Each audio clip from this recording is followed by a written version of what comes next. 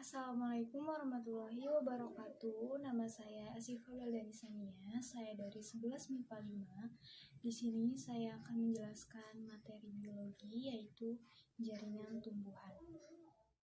Jaringan tumbuhan sendiri dibagi menjadi dua, yaitu jaringan meristem dan jaringan dewasa. Yang pertama, jaringan meristem. Jaringan meristem. Jaringan meristem ini adalah jaringan yang sudah ada pada masa embrional, yaitu pada saat sel-selnya masih aktif membelah.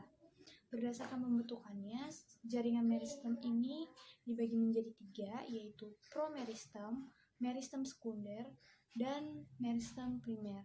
Yang pertama yaitu jaringan promeristem. Jaringan promeristem ini sudah ada pada masa embrional, kemudian dia berkembang menjadi meristem primer pada saat perkecambahan, kemudian dia berkembang lagi menjadi meristem sekunder, yaitu jaringan yang sudah dewasa.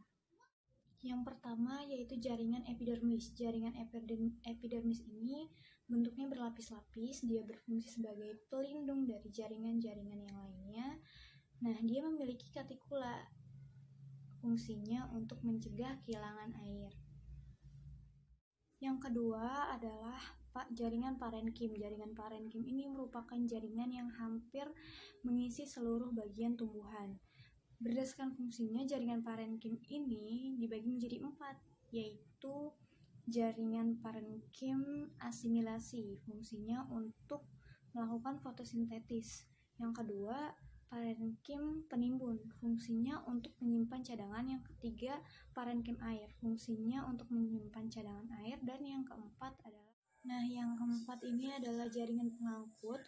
Jaringan pengangkut ini fungsinya untuk mengangkut zat-zat yang ada pada tumbuhan, seperti air, mineral, dan zat-zat hara lainnya.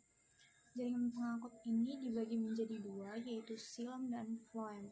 Xilem yang kita kenal sebagai pembuluh kayu, nah ini berfungsi sebagai pengangkut air dan zat-zat hara dari akar ke daun. Sedangkan floem yang kita kenal sebagai pembuluh tapis berfungsi untuk mengangkut hasil fotosintetis ke seluruh bagian tumbuhan. Kemudian yang terakhir adalah jaringan gabus. Jaringan gabus ini terdiri atas sel-sel yang berbentuk seperti gabus. Fungsi dari jaringan ini adalah sebagai pengganti dari jaringan epidermis apabila jaringan epidermis sudah mati maupun sudah rusak.